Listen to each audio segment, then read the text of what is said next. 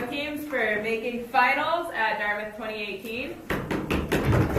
Cool. You all know who we are because you've had the same judges this entire tournament. So, whenever you're ready, call upon the Prime Minister.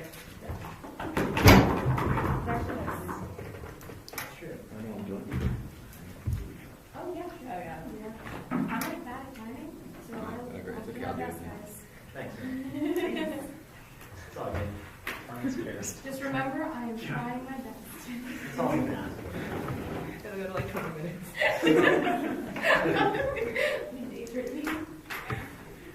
All right. Super excited to be here in Dartmouth Finals. Jasper, as always, is the best partner I can ask for. We've lost 3 final rounds this year. We would have heavily preferred an easier draw, but still phenomenal friends on side off. I think this would be a really good round. So, a little bit of case construct before giving case statement. Tiger parenting is a style of parenting with 3 characteristics. All right. 1, they push their children towards a high degree of success in prestigious and academic fields like math, debate, and music. 2, Tiger parents establish harsh rules for their children, limiting their free time and leisure. And 3, Tiger parents use emotional and sometimes physical punishment to coerce their children towards success. Permissive parenting is another style of parenting, also with 3 characteristics. 1, they give their children a great deal of personal freedom rather than pushing them towards any activity in particular. 2, they have loose guidelines and rules for their children, rarely disciplining them for inappropriate behavior. And 3, they are unconditionally supporting of their children. So we're going to put you in the position of a couple in a Western liberal democracy. You've just had a child who doesn't have any kind of genetic disorders, fully healthy, and you're in a relatively stable marriage and everything with a stable family. Our case is that you should be Tiger parents rather than permissive parents. And just to kind of clarify, on both sides of the house, under each of the guidelines of what style of parenting we're defending, we're assuming that the parent is trying to be the best parent they can, have a good faith effort, just applying the rules that we set forward. Do you guys have any questions? So, I just want to make sure we have all the 3 standards, right? Tiger parenting, they push their kids toward a high degree of success, they have harsh rules for their children, and they use emotional and physical coercion, right? Permissive, lots of personal freedom, loose guidelines for children, where to discipline and non-conditions. You're an average. Yeah, what does your income look like, I guess? We're comfortable. Not fantastically wealthy, but you live in a pretty nice community, there's a good public school, you're able to support your child, you'll probably be able to send them to college. Okay. You have health insurance.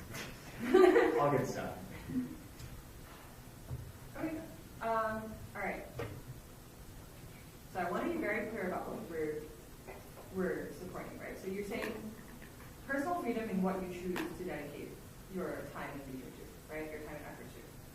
Presumably, so I guess what I'm saying is, presumably the 3 characteristics that you talk about are directly oppositional, right? Or else those characteristics wouldn't be mutually exclusive, right? And there'd be no point to being right? So pushing your kid towards high degree of success in prestigious academic fields directly correlates to lots of personal freedom in what they choose to do with their time and what they choose to dedicate themselves to. Yep. Harsh rules directly correlates to rare discipline. Yep. And then emotional and physical coercion directly correlates to unconditional support. Yes. Right? Okay. So that means we're not defending you can go do drugs, shoot up people and we're fine with that, right? Yeah.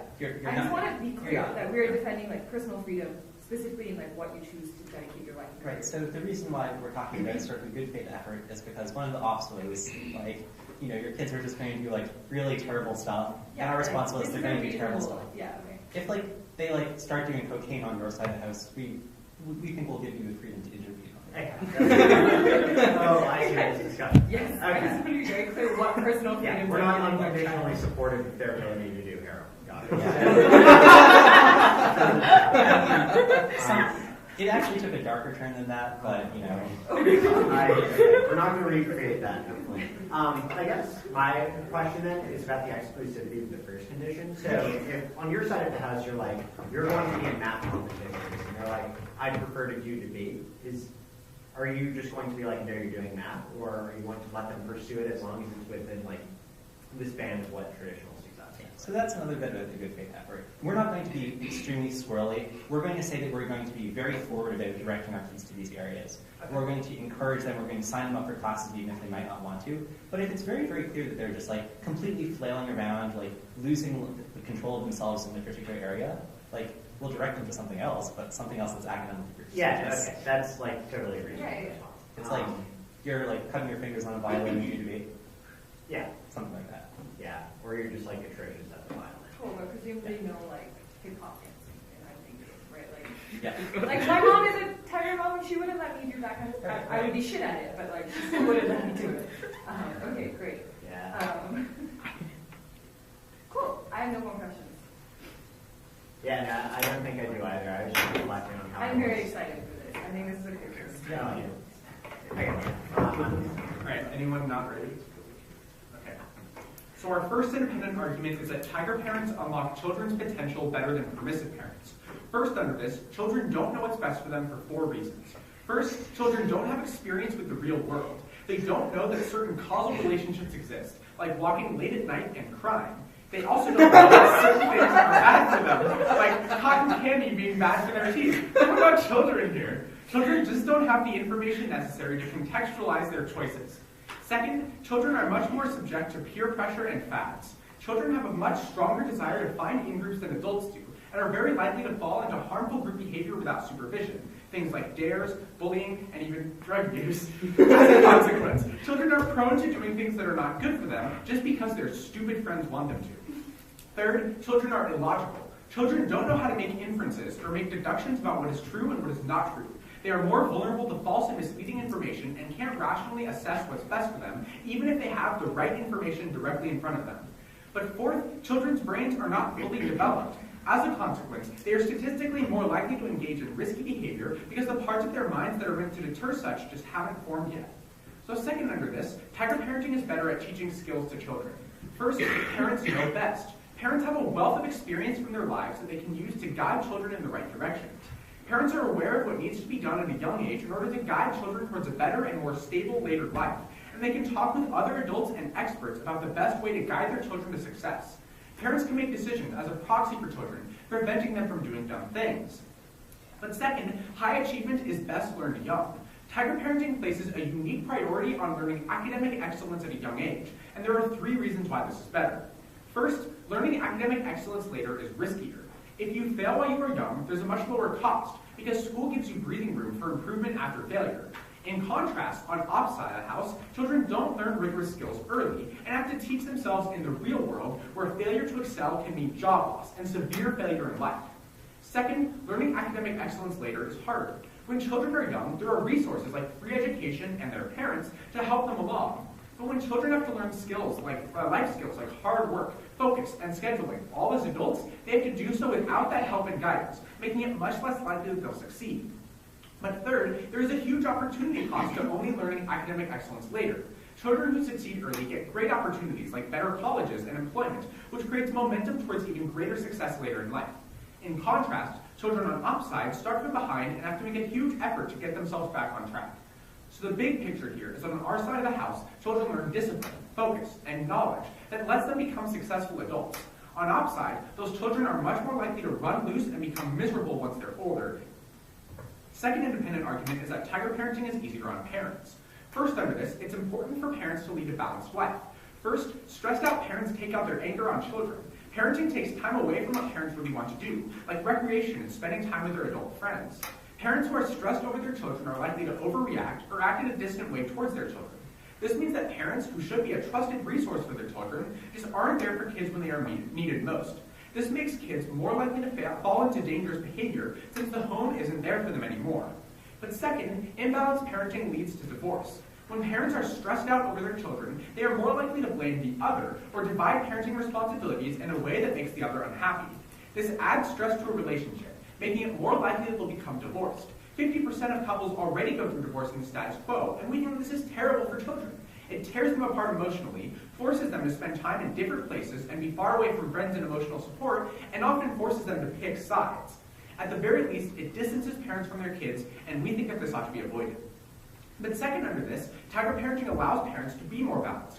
First, schedules are easier to set. Strict control over children means that parents can coordinate schedules ahead of time and know when they have to be around to supervise their children. This means that parents can block out time for doing activities or leisure without stressing about sudden emergencies for their children. On side off, parents don't have this certainty, which means that they have to stress about spending time with their children whenever their children demand it. This makes parents more worried and creates added tension in the home that wouldn't otherwise be there. Second, tiger parenting lets parents have comfort in knowing what their children are doing. Parents like children who are successful and do things that parents consider good, and feel comforted knowing that they are good parents. On our side, parents have certainty that their children are doing the right things. On side off, parents have no idea what their kids are going to focus on, and have to be constantly worried that their children are getting into trouble or deviating from the path to success. But third, tiger parenting makes children closer to their parents. Parents invest a lot of physical and emotional labor into their children and want to see a reward for their effort, i.e. a child who loves them and supports them and spends time with them. On our side, parents are children's closest source of academic and personal support. On side off, parents are replaced by whoever children want to hang out with in activities that parents aren't heavily involved in supervising. This makes parents feel unloved, which makes it harder for them to make good decisions on behalf of their kids. But our third independent argument is that tiger parenting is healthier for children. First under this, we don't think children being happy when they are young matters more than success later on. Long-term achievement is what matters the most. The real world is full of misery for people who can't succeed and depend on themselves. And being a happy child doesn't matter if later, as an adult, they don't have the preparation to be happy through their work. But second under this, our side still makes children happier. First, we make children far less aimless. Children feel happier when they feel as though there is a purpose to their lives. This prevents them from feeling like there's no reason that they are alive, or that there's no reason for them to be parts of structures like families and classrooms. On our side of the house, we give children that purpose, whereas on side off, children have to be courageous enough to direct themselves. But second, it's easier to diagnose problems in children. Like we explained earlier, children will be spending a lot more time with and around parents on our side of the house. This means that it's easier for parents to recognize unhealthy influences and see emotional problems in children before they become destructive. Children often go through a lot of difficulty growing up, and on our side of the house, we diagnose those problems like mental illness and angst a lot better than off does. On side off, those problems only get addressed when they get really bad, potentially inflicting more harm on kids after it's too late. We're proud to propose. I think the PM for that speech will on the leader of the office.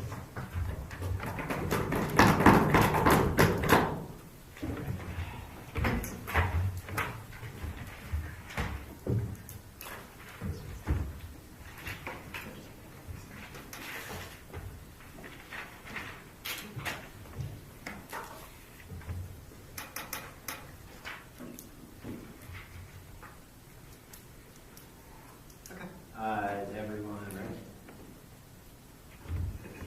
Oh yeah, first I should say I really enjoyed debating with Marina. These guys, great debaters. This is a really interesting case. I'm very excited to hit it. Happy to be here. Cool. 3 arguments. So first, I think we get a happier child. They anticipate this, obviously, but I'm going to explain to you why happiness matters more than like playing the piano super well. So why do we think that happiness is actually better for the formative years of a child?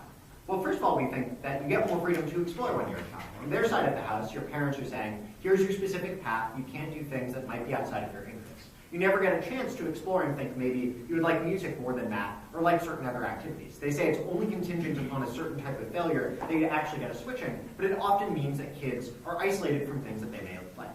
Second, there's no weight of crushing disappointment that happens on our side of the house. So on their side of the house, it's always not going to be good enough based on this parenting tactic. You're going to say, well, maybe you were first in the region in this math competition, but that's not good enough on the state level to get you into a good university. These types of constant expectations and crushing disappointment that they are comfortable using as a form of emotional manipulation to guilt kids into believing that they're not ever enough create stress and worry within the child that is absent on our side of the house. Sure, maybe we're not living up to as many expectations, but at the very least, the kids know that they have the unconditional support there. Third, we think you can form a relationship with other children. They say that to protect like your young geniuses against groupthink, you need to keep them basically isolated and on the path for mathematical success. On our side of the house, I think it's quite important that you're able to interact with children at a very early stage. You're able to make friends, you're able to explore interests that are different. These are important social networks, because recognize that it's not just the parents that you interact with when you're a kid in your formative years, it's also the people at school, and when you're constantly being told to avoid them, to not think about them, to not listen to them, then you don't get those sorts of friendships that are important fallback social networks. But finally, I think you're not played off of your siblings. So if you happen to not be an only child, then you're not going to be constantly compared to your siblings who might be doing better in their field. Since like piano and math are inadjudicable, you can still make a lot of these crushing guilt claims, even if they're not statistically true. Why do we think that this matters?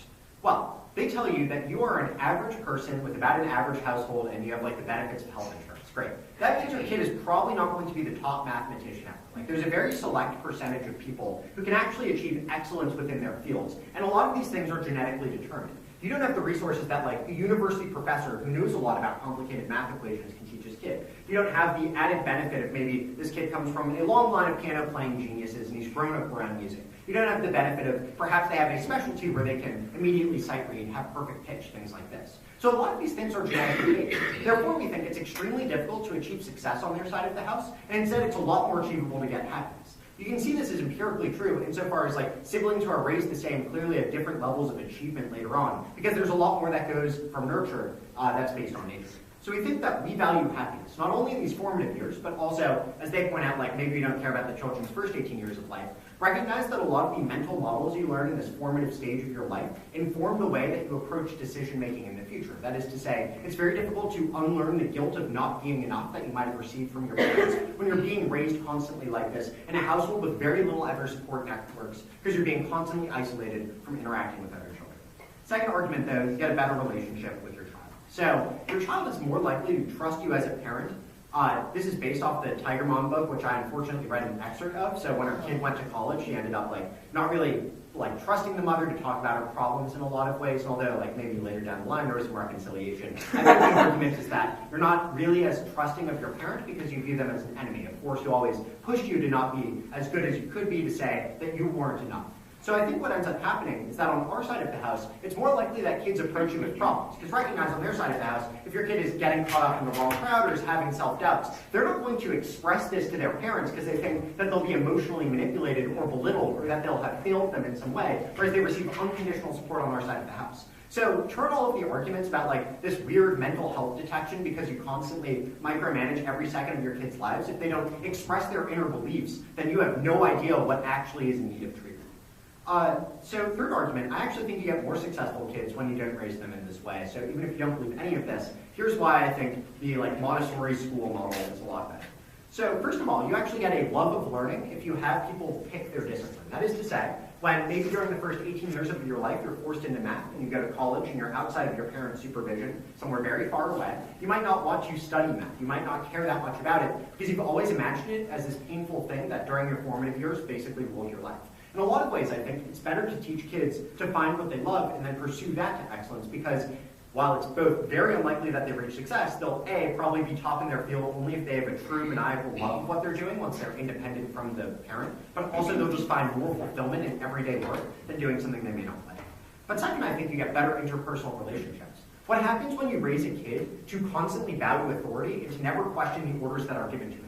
All that ends up happening is they become huge pushovers later in life because they were never taught to question the society or authority that was telling them to follow directives. So when your boss orders you to do more work, you'll feel crushing guilt in the same way that you might have disappointed your parents when you were 1 to 18, but just now transferred to the workplace. It's very difficult for you to stand up to yourself in that way. But also when you don't get to hang out with children your own age because you're constantly being boxed into a specific type of mental model to train on, I think that what ends up happening is a lot of success later in life, whether it's academia, becoming a mathematician, or more likely because you're the average citizen, just working a job at a very high functioning level. These are things that depend on interpersonal relationships. You being friendly with your coworkers so you can do group projects, knowing how to approach your boss about conflicts. You never learn conflict skills on their side of the house. You just learn to be unquestioning, and you learn to view anyone as an enemy and an obstacle to your success. This impedes your success in later life because, again, recognize you're probably not going to be the top 1%, but instead within that band of maybe top 20%, you can start to achieve more when we think that your kid knows how to handle situations. Let's flip to their case, though. So their first argument is children don't know what's best. Yeah, we're not letting them just completely run amok. We're obviously saying don't do drugs. We're policing these behaviors, as we heard in the POCs. I don't think we have to defend a lot of these dangerous institutions. But then they say teaching skills is very important when you're young. So first, again, it's very unlikely that you succeed in whatever field of genius that they've picked out for you. But second, you might actually succeed better on our side of the house when you have a genuine love for it, when you know how to navigate the complex interpersonal relationships that compose your future job. And third, even if it's true that they get to the highest levels of success, they never warrant to you why piano playing is a good thing in and of itself. Like, wow, you hit notes super fast and accurately on a keyboard. That's great. Like, that doesn't add any value to your life. That doesn't help your child feel any more fulfilled. The expectations that have been set for them by their parents are such that they're very likely to never feel that sense of fulfillment, but there's always some greater obstacle that's out there. So I think at least on our side of the house, even if they're like slightly more mediocre, which we'll probably have to bite the bullet on to a certain degree, they're at least more comfortable with the sense of mediocrity. And until they warrant to you why like getting to that final stage of excellence is important, I just don't see how it applies. Then they talk a bit about balance. They say that parents are like stressed out about spending time with their kids. All right, first of all, this is not mutually exclusive. Like in theory, you can also have problems spending time with your kids, driving them to carpool, sticking to a very strict schedule. I actually think when two parents agree to be tiger parents, they're going to constantly blame each other if the kid isn't living up to those same standards. That probably ruins your relationship a lot more. You're like, oh, you didn't get him to soccer practice enough, or you didn't yell at him enough this week, so you didn't actually like learn that skill. My mother was very unconditionally loving with me. Anyway. So basically, you argue over the lack of success of your kid. It's seen as a token of your identity because you've poured all of your efforts into making sure he becomes this perfect genius. But if you never achieve that final stage, then you'll see it as a failure of your parenting skill and a failure of your relationship, which adds more stress than being like, oh, I don't know what his schedule is, so I'm going to take it out on the wife. All right, third argument, better for the kids. So they say like having a purpose is better. First of all, you can find purpose more easily on our side of the house. Second, kids probably don't care that much about purpose. They care about like finding rocks and stuff. They always find that purpose later in life. They never warn to you why it's important in the first 15 years of your life. Cross apply what I said about mental health. If you never know that your child is struggling and you never feel, or she never feels capable to open up to you, then you can never address those problems in the first place. Try to do this. I thank the LO for that speech, called upon as a member of government. Here.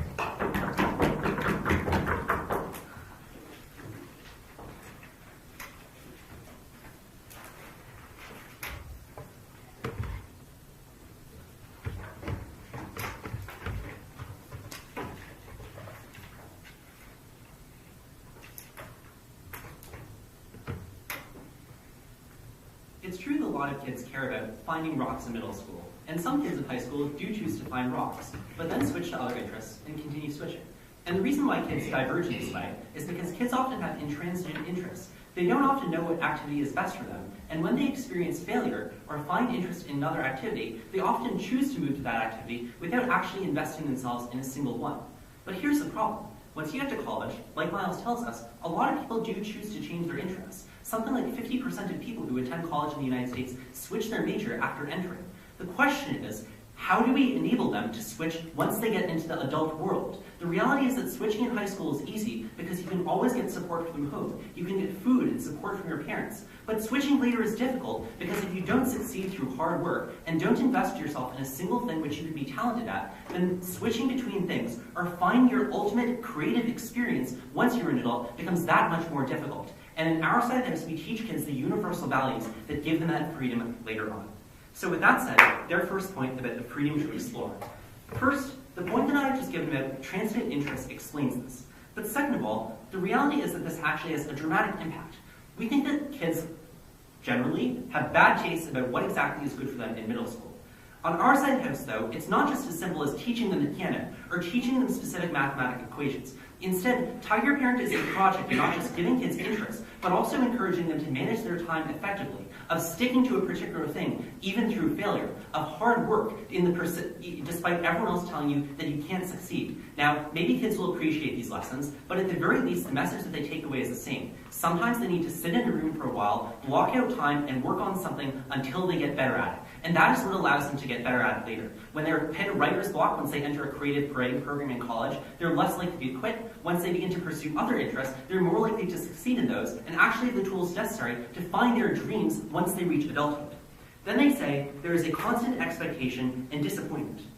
We will concede that many kids will be disappointed, but we will also concede that many kids will meet the standards that we're discussing. That is, parents will say, you know, you did a very good job when you received an A on an assignment, and we reject the notion that a lot of this is genetically determined. A lot of the forms of difference between children that Miles talks about in the LFC can be very easily explained, right? Some parents' parenting style changes between the first child and the last child. For instance, first children are often raised better because parents see them as a more necessary investment, whereas other children are seen as disposable. And many parents a lot of the difference that seems genetic can also be explained by the achievement level of parents. That is, parents with graduate degrees are more likely to raise children who are extremely successful and go on to highly selective colleges, and other parents don't. But what is undeniable is that the system is accessible to everyone. That is, it is possible to get an A, even if you don't come from an especially great background, and as long as you make a good faith effort and talk with other parents and use experts as we tell you, then you should be able to find good parenting methods. Some of that will require punishment, and a lot of it will require directing your kids into these things, but we think that is open to individuals.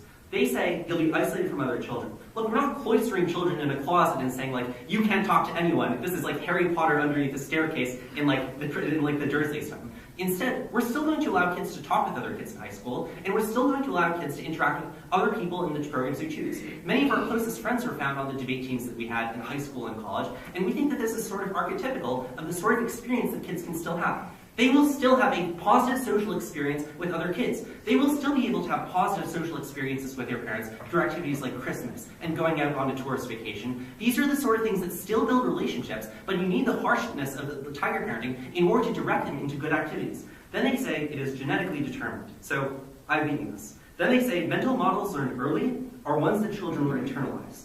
We think, however, that this is false, or at the very least, not as true as they say it is. Even if children are repressed early on, the reality is that once you become older, your ability to succeed is often determinative of how other individuals look at you. Even if you're a lovable, happy child in high school, if you go on to college and are a straight C or straight F student, that has meaningful impacts on your social standing. And we think that in a world that is increasingly becoming competitive, in which people have to compete with other countries and students who are being trained along very specific programs, it's much better if those students are able to succeed. They can pick up social skills in other ways, but like our on case explains, it's a lot harder to learn the values of hard work when you're an adult. Second point about relationships with parents. First of all, it is still possible to have positive relationships with your parents. We will concede that perhaps children don't see their parents as nice a light, but the question is, on their side of the house, are parents actually this resource that kids turn to? We don't think that this is the case, because their side of the house doesn't actually address the reality of what permissive parenting is. On their side of the house, they envision a parent as sort of a close enough relationship, as close as tiger parenting, and also someone who's seen it as friendly and reliable. But kids often preference other friends when they're choosing who they want to interact with. That is, kids want people who are cool. Their parents aren't cool. Kids want people who share the sort of interests that they do. Their parents are like stodgy people who read the New York Times and newspaper and sip orange juice and talk to each other using old language. They don't know what emojis are. They don't know what the modern trends that kids are experiencing are. So we think that it's likely that parents don't be the resources that kids turn to, but instead other children. And that reduces your ability to tone down harmful influences that kids actually can get into. And note that the response, will curb extreme behavior when you find it, is not sufficient, because that relies on your ability to actually find and identify these behaviors early on. But the whole point of permissive parenting is that you won't be able to do that early on because your kids will be talking with someone else. Their last point. I think that this is possibly the strongest ground that Bob has. So first, on the love of learning, being independent, happy, and successful. As I mentioned in the overview, no thank you, we will give these kids freedom later on. That is, if it is true that in order to succeed, you need a love of learning. At the very least, later on, we will give them the freedom to choose. We're talking about being a tiger parent for the first 18 years of a kid's life. And perhaps some kids will go to college and torture themselves saying, my parent's going to beat me up when I go home for vacation if I don't major in mathematics. But we think that this case sets out a reasonable ground. That is, kids will be able to switch, and on our side of this, we will give them the freedom to do so. They will succeed in their fields and use their love of learning and the hard work ethic that we taught them in order to succeed. They say you'll bow to authority. Even if this is true, and we think that it is true to some extent, we think that it is less valuable than the points that we've raised. In many cases, children will still stand up for themselves, or at the very least will still have to be self-advocates. For instance, raising their hand in a classroom, talking with teachers and disputing homework assignments, asking critical questions about the reading, or learning critical thinking from a classroom education. But at our side of the house, we get them the more valuable tool, the hard work ethic that says when you stand up for yourself, you actually have value for yourself as a person that makes other people listen to you when you're older. That is the sort of success that makes others listen. Then they say you will be able to achieve more in the area that you've chosen. This is functionally identical to the first subpoint. I think that on our side of the house, we actually give kids more freedom later on. So, in response to our first point, Miles says you'll steer kids away from activities that are dangerous. I've already addressed this. Then he says, so these children won't get to a high level. Sure, these children won't get to a high level, but we think that for the vast majority of children, they will succeed sometimes, and they will succeed less times. And given the parenting methods that we've described, directing them towards hard work, we think that it's likely that they will succeed more often than not. So at the very least, kids will have positive experiences of working hard and will associate hard work with those positive experiences. And that later on will lead them to the hard work that gives people functional freedom and happiness once they're adults. Look, being unemployed or having bad grades for applying for a job is a terrible, terrible feeling. And we think that we can actually prevent kids from falling into that trap on our side. Miles says, why is the piano good? Well, there are perhaps neurological benefits to this, but we think that the functional benefit of learning the piano are values in memorization, hard work, not being out of tune, or at the very least persistent. That is, it takes a lot of work, and kids will have to learn those values, something that they can't do when they're playing around with their friends or smoking up weed and only doing their homework on the side as an ancillary activity. On parents, we think that this point is not necessarily about taking up a lot of parents' time. Rather, it is about the predictability. Parents can block out time and schedule time for their children, and maybe that takes up more work than finding their kids after, they've gone into a little bit of trouble with their friends. But at the very least, it is predictable. We think that parents will blame the child, and they will also be able to predict activity more easily. Look, at our side house, we enable the kids to have freedom later, and we're easier on the parents. We're exceptionally proud of our folks. PMG, the future founding member of Oxford. You're here.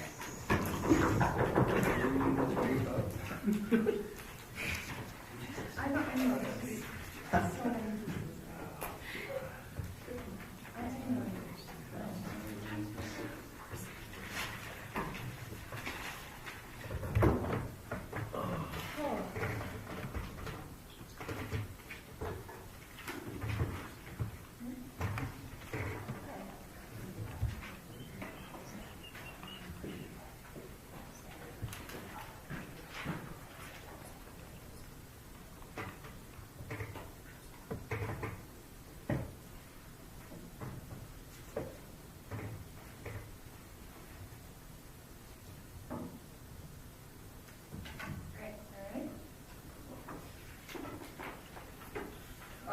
Great case, lots of personal connections, very excited, many feelings. Great. So I'm going to start out by giving you just a scheme of how you should adjudicate. Right? I think as a parent, the two things you should care about are A, ensuring your child's happiness, and presumably also to a certain degree, although it wasn't touched by God, we're going to talk about morality, right? Like about how you presumably want your child to grow up to be somewhat of a good person. I think your concerns about your relationship with the child are important because of the impacts on the child's happiness and because of the impacts on how the child grows up. I think your concerns about whether or not you yourself are happy should probably be secondary to the happiness of your child and the morality of your child. Given that that's the case, right? What are the things that feed into morality and happiness? I think the things that feed into morality and happiness, let's talk about happiness first, and then we'll talk about morality. The things that feed into happiness, I think, they're right to point out you have to have some baseline level of money, financial security, blah, blah, blah. You also, however, need to have things like self-esteem, good confidence. You also have to have things like strong social networks and the ability to interact with other people. Why is it the case that we can achieve all three on our side, but they definitionally cannot achieve the latter two?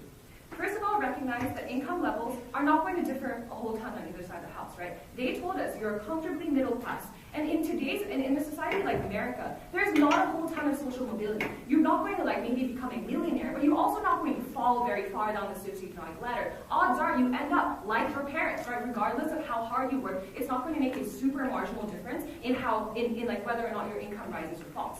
Why is this important? It's important because lots of studies have shown that your happiness does not meaningfully increase with income past a certain threshold, put at about $70,000 as a household income. Right? Given that that's true, and your happiness is likely to stagnate after you reach $70,000 for very intuitive reasons, right? There's always a bigger car you can buy, there's always a bigger house you can buy, more material things don't make you happy once you already have the baseline needs to provide for people. You go from wanting a holiday in Florida to wanting a holiday in the Bahamas, no offense, Miles, but these things, there's always something else you can chase. So happiness definitely does not correlate with income past a certain level. That means that given that both sides of the house are likely going to achieve at least a comfortable middle income household, you should prioritize the latter two things, that is self-esteem and social networks. Why are these two things really important?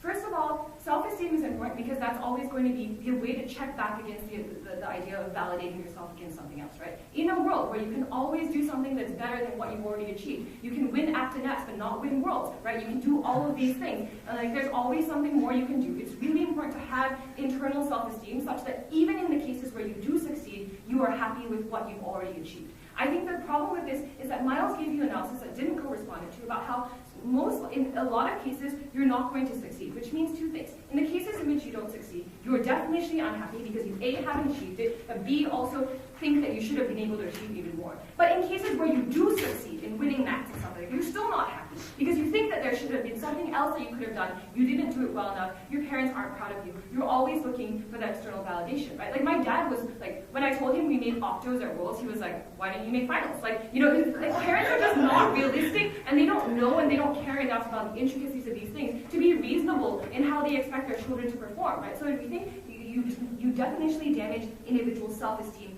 in this way.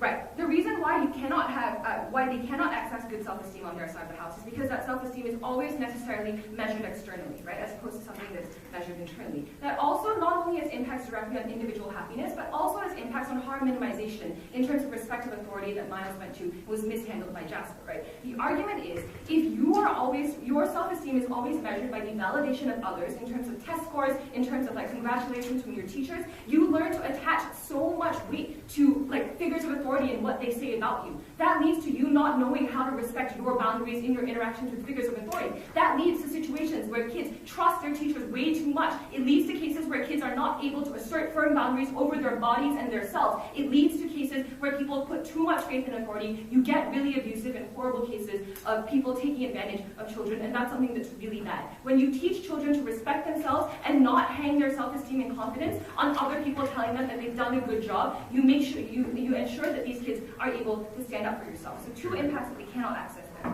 The other thing that we cannot access, which is a necessary trade-off, is the idea of social interaction. Jasper says you go to math class with other kids, so you're obviously socially interacting with kids. I'm not sure what kind of communal math classes Jasper was going to. Like, even when you go to like Kumon or whatever, you sit at a desk, you interact mainly with the teacher, you go through solutions together at the end. Maybe when you're waiting for your parents to pick you up, like you talk about the latest like anime show that's on TV, but you definitely don't have freewheeling play. You don't have the ability to build social interactions on a framework that is your own, right? At best, you interact with kids, with other children, in a framework that has been predetermined by some other authority figure in a very structured setting, that is to say, the classroom. You don't get the sort of interaction that actually builds networks, that builds like power relations, that teaches you to respect other people in the different types of things that you do. So I think you lack the ability to do that. Why is that really, really important and outweighs all this stuff about income and the ability to like have focus and discipline? I think that in today's world, it is a hyper-social world that it is where being able to socialize is both more important than ever, but also easier than ever to not do, because you can always retreat online, despite the fact that you're not going to be able to internalize the consequences that has for you in your later life. Right? So Jasper and Teddy are correct when they say that kids don't know what's best for them. It also means that if you give them a situation where they can just sit at a desk and do math all day, and you encourage them to do that, then they're not going to seek out the socialization that we say is important in the long run, and they're not going to be able to thrive there. Great. The other thing to talk about in terms of social interactions, we've talked about society. I think this matters more than the interaction that you have with your parents, for the simple reason that your parents are not going to be around for a very long time, right? Like, you're like just like hopefully, like it's a terrible thing for parents to have to die before their kids. That doesn't happen very often, thankfully, but that is the reason why you outweigh the child's ability to form social interactions with other members in society above the direct relationship and trust that parents have with their kids. Great. Also, like tying the analysis Miles gave you about siblings and how you destroy sibling relationships, which are usually the easiest form of social relation for a lot of kids who are struggling in school and stuff like that. Contrast that then to their conception of happiness, where their conception of happiness is you must have the ability to switch careers really well and do really well. I already showed you why that's not important, right? Like happiness does not depend on your ability to successfully do that. But even if you believe that that is the case, two responses to this, right? All of the self-esteem that Jasper says that you're you're going to need to be able to do this only comes if you're actually able to achieve the external validation that your parents have told you that you're going to do. If is what we told you is true, and a lot of kids don't actually reach that, then they don't have the self-confidence, even if they have the focus and the drive, they're just going to stay in the careers that they're unhappy with because they don't have the confidence to try out something new, even if they had the work ethic to do so. Last response to this idea of switching and succeeding, we told you that like if you're going to be mediocre at something, at least be happy with the fact that you're mediocre. Right? Like I think that at best, like your parents should be able to set up realistic expectations for both the child and themselves.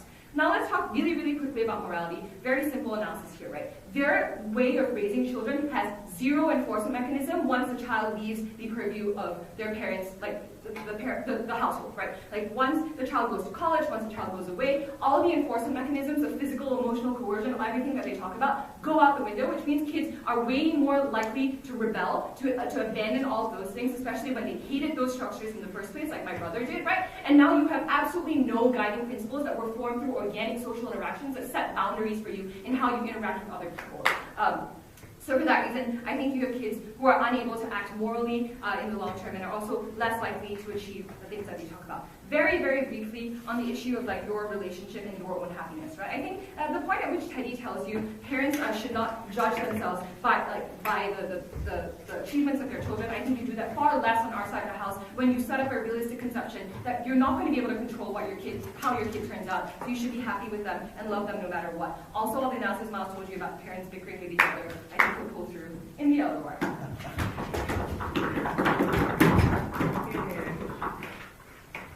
think the MO for that speech called on the LO.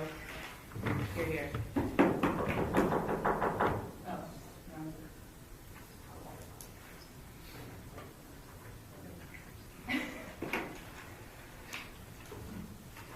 All right, everyone ready?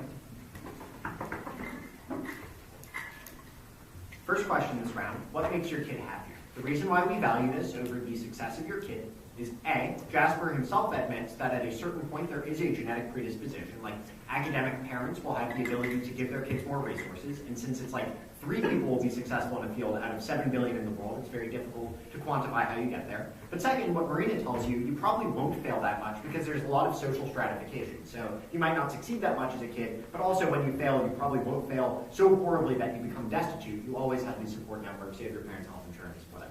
And finally, we think that it's more important to prioritize things that have a clear value system to your child than just like playing the piano. Just because memorization, persistence are words doesn't mean that they matter more than happiness. That's how we choose to value schemes. So, easy way to write an RFD by avoiding the clash of this last round too, is lay on the stress of the marriage. Jasper Cole drops the argument that parents start to blame each other and bicker when they think as though they are the one who is failing their child's education. When they've agreed to this parenting project and their child doesn't live up to those metrics, then they start to get angry with each other because they blame the other person. I think this is probabilistically more likely than their countervailing mechanism, which is like, well, schedules and predictability cause stress. I think it's a lot worse to see yourself as a failure because you're extending your child's identity to your own.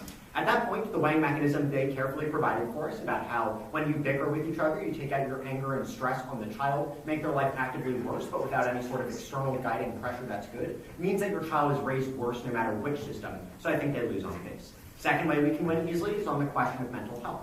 They say you don't confide in your parents because you don't think that they're cool. But we told you that you often confide in your parents about things that are very deep and personal to you because they are the only source of support. You're afraid to share these things. This is straight out of LSU.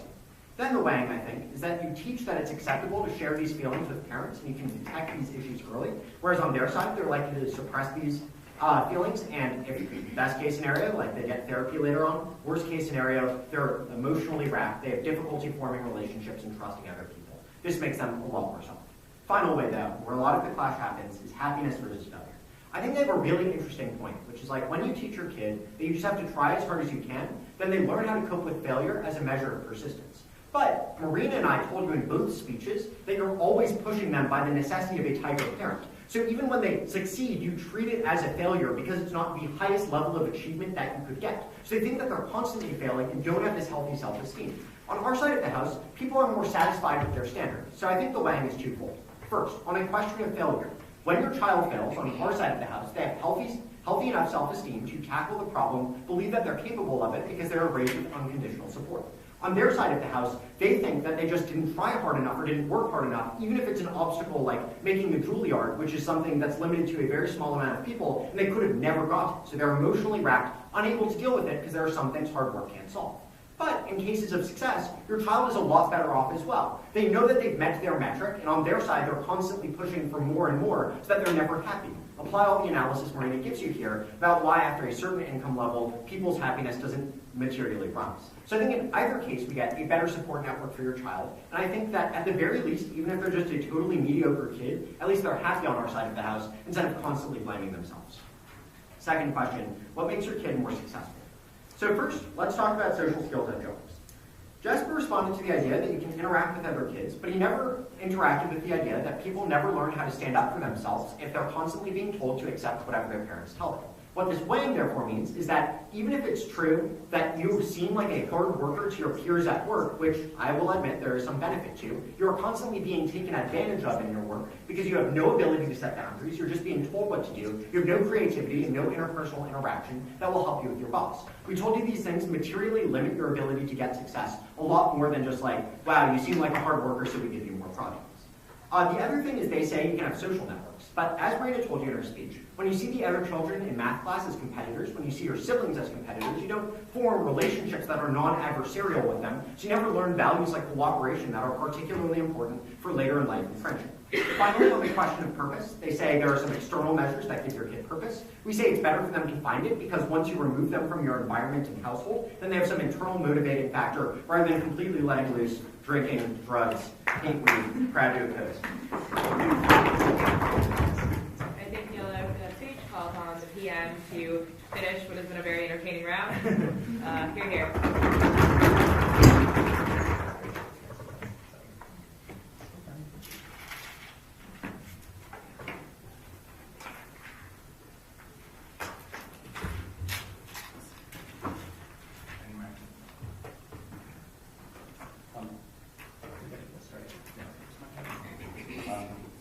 It's not there. Yeah, sure. Who's not on here? First. Oh wait, it's my hand.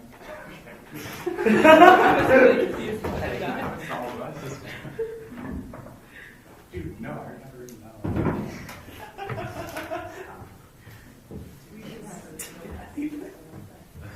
Oh,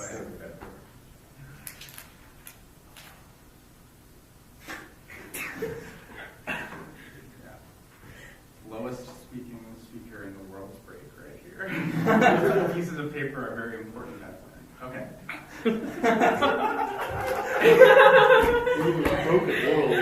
I was like 250 speaker. Okay, and anyone not ready? So an overview before the 3 points of crystallization. We tell you, like all throughout our case, this is a good faith effort in the sense that on both sides of the house, the parents are still going to be doing what is best for their child under the umbrella of which parenting style they're doing. First question of the round is who breeds the most success. Note that all throughout the op advocacy, they drop a lot of the warrants that we give you in the first on-case point, in the very beginning of the case, where we tell you why it is that first, they don't have any experience in the real world. Second, why they don't have the capacity to understand causal relationships that exist. Third, why peer pressure means that they're never actually going to be able to meaningfully choose what it is they want to do, but rather they're going to choose what their dumb friends want them to do because they're going to want to find in-groups, because they're going to want to be friends with these people. And fourth and finally, their brains simply aren't fully developed, so they aren't able to actually make that meaningful choice that Miles wants you to believe that they would be able to make. So how is it that we give them more success? First, we give them universal skills that can be applied to anything. It doesn't matter what it is. Things like discipline, persevering through failure, having hard work, being able to manage your time. These are things that don't just apply to one skill. And even if they do apply to something like debate, when you tell them to do debate, they still can retain those skills and apply them if they do end up switching later on. Second, because we actually teach them skills that can be applied to things like colleges and jobs. We tell you in the PMC why it is that there's an opportunity cost here, and that the best college opportunities and why the best job opportunities are reserved for people that go into the fields that we would be pushing them towards. Third, we give them the ability to overcome failure, because we told you that on the opposite side of the house, when kids fail, all that they're going to do is say, okay, I don't like the fact that I'm feeling this immediate failure, I'm going to move on to the next activity. Whereas on our side of the house, we're actually able to recognize that sometimes there's value in moving through failure. The fact that I went 0-5 at Wesleyan when I was a novice, but then I came back and made it to finals this year, and then I lost, don't worry. But then we're saying that persevering through failure is something that is really important, and that if you don't learn that skill as a child, you're not going to apply it when you're older. And so What do we get from up? They say you need to breed a love of learning. And we know that you're often going to switch interests and you're never going to actually find a path. You're never going to be able to deal with failure. And also, we tell you that parents are still going to be able to reward you when you do succeed in certain areas. You don't have to be the world champion for your parents to love you. We tell you it's a good faith effort. They can say, we are really proud of you for winning regionals. We hope you can go on to win state. Sorry. So I don't know exactly like what category this is in, but I made the argument in LST that you, as a tiger parent, must always push for the next level up, and I never heard a response that was anything like this. So you're calling you the like parents can still be proud of you? Yeah, I'm calling. So I'm sure they're going to be like, "Oh, we said good faith that for No. That's fine." But In the MG, the argument was made that but like parents can still reward and praise. I believe those were the words that were used. Those were words around like. Cool. Each one of us will take it. I just want to make a quick note. There's a difference between reward and praise, and then be like, "This still isn't good enough," which is the claim that I think he's making now doesn't exist. Right? Well, I think that when we made the reward, okay, so I guess the best conception was like when we made the reward and praise argument, it was applied to when they win regionals. I guess so. Then maybe the part that would be new is like it's like no. So like the argument was like quite unambitious. It's like sometimes your kids will succeed, and in cases in which they do succeed, you will still reward them and love them. Okay, but you're not saying that you don't stop pushing, is what I'm saying. Okay. Sure, it's under consideration. I'll take it under consideration. This leads into the next point that brings up about why it's that you're never going to be the best. But we tell you that on our side of the house, you're going to have more ability to actually choose what you want to do because of those universal skills we told you about. You're going to be able to access other kinds of happiness when you're more successful later on in life. And because of the fact that we tell you that parents can still reward you even if you aren't number one in the world. Then Op says that personal relationships are really important towards success. But we tell you that on our side of the house, kids are going to be forced to become friends with the people that are immediately around them. The POI I wanted to ask Marina was, how did you meet Miles? He met him in debate. And so this is something that in which we think that you are able to make really like personal relationships with people in these kinds of activities. Then the few memo arguments I want to clean up. First, they say that class isn't necessarily social. We tell you things like cafeteria, group work, the fact that I have to spend so much time with Jasper prepping every week. We think that these are times in which you are making relationships. Then the MO says you're not going to fall from middle class in the USA all the way up to being like the best person in the world. But we tell you that like social mobility upward is something that is very hard, but something that falling down is very easy because of the fact that you are in the average, like you are in the middle of America. We think that is why you actually need to be a tiger parent in order to push yourself from being up there. Then the MO says that a middle class income can make you happy, the whole like $60,000 a year, like statistics that people throw out. But we tell you why it is that on our side of the house, you're a lot more likely to actually reach that threshold. They haven't actually proven to you why it is that just because you are a permissive parent and just because you make $60,000, why your kid will instantly be able to also do that. Note all of the impact or all of the warnings we gave you, so why it is that kids can't actually make meaningful decisions about how they can set themselves up for success later in life. Just because of the fact that you know that your parent makes $60,000 doesn't actually mean that you're going to be able to too. We think the weighing here is very clear. On our side of the house, we always are going to be able to have a more comparatively successful child, which means that that child is going to be able to access other forms of happiness. They're still going to be able to have all of these things like personal relationships, like finding what they love, and in fact, they're going to be able to do it better because they're going to have the tools to do so. Second question, the mental health of the child. This ties into success, but we think it's a separate issue.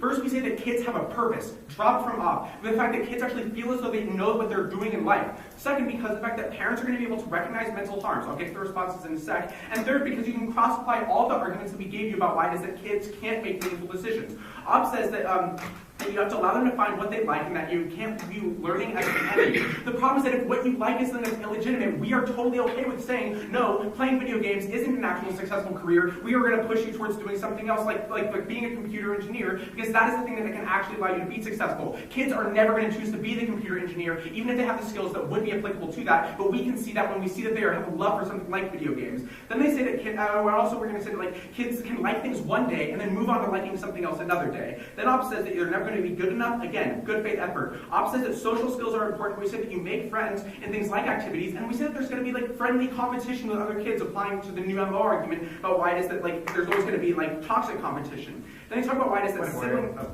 So the argument that you'll always have competition with your peers is actually made in LST, I think. Yeah, that's sorry. But I think check your flows and it's under consideration. Yeah. I think there's some detail added in the memo about how it will undermine every relationship from academic to personal. Sure, we will all take it under consideration. All right. They say kids won't confide in their parents. We say that they will always confide in other people, but never choose their parents on the opposite side of the house. We say that parents are going to be a strong emotional connection with that child. And because of the fact that the parents are still having that good faith effort, they're not just going to beat their child when their child comes to them with a problem. We think this is really obvious. This leads me to the next point about who has better parenting. They make arguments about why is it that you're always going to blame the other. We think there's comfort in knowing that your children are doing things that are good and doing the things that the other parent also wants you to be doing, because it's going to be more of a coalition. There's a lot of added stress and a lot of added blame for that kid. To call it at the very end. I think any response to the LSC argument that parents have a worse relationship because they're arguing about their kid as a extension of them is new. I think this is PMC Oh, works. yeah, so I think you guys do make the claim that parents will bicker with each other. I don't think I dropped it, but what Teddy's extending now are the two arguments that were after the argument that you responded to in PMC, so that parents feel more comfort knowing that their kids are in prestigious fields, and second of all, that they view their kids as an investment and are able to spend more time with them. Under consideration. Yeah. I think it's like 5 seconds.